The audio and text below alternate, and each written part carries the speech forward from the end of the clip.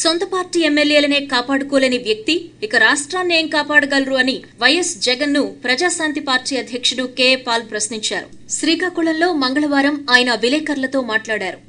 Save secular India పేరుతో దేశంలోని 18 ప్రముఖ రాజకీయ పార్టీలతో కలిసి దేశాన్ని కాపాడుకోవాలి అన్న నినాదంతో ముందుకు వెళ్తున్నట్లు చెప్పారు.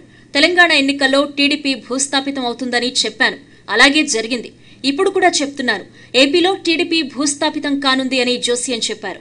నల్లధనాన్ని తెస్తామని, అందరి బ్యాంకు ఖాతాల్లో 15 లక్షల రూపాయల చొప్పున వేస్తామని ప్రధాని మోదీ హామీ ఇచ్చారు.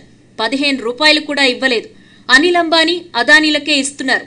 ఏపీలో 79 నియోజకవర్గాల్లో ప్రజాశాంతి పార్టీ అభ్యర్థులు గెలుస్తారు అని సర్వేలో వెల్లడైంది. రాష్ట్రంలో రైతు రుణాలు, డ్వాక్రా రుణాలు మాఫీ కాలేదు. నిరుద్యోగులకు ఉపాధి అవకాశాలు లేవు. ఇవన్నీ పరిష్కరిస్తామని చెప్పిన చంద్రబాబు ఇప్పుడు మోదీ ఇవ్వడం లేదని చెబుతున్నారు. ప్రజాశాంతి పార్టీ అధికారంలోకి వచ్చిన రోజునే రైతు రుణాలను 50%, డ్వాక్రా రుణాలను పూర్తిగా మాఫీ చేస్తాం. ఏడాది కాలంలో మిగిలిన రుణాలను మాఫీ చేస్తాం. వాల్మార్ట్ ను తీసుకుని 1 కోటి మందికి ఉద్యోగాలు కల్పిస్తాం. నిరుద్యోగులకు 3000 చొప్పున భృతి ఇస్తామని కెఏ పాల్ స్పష్టం చేశారు.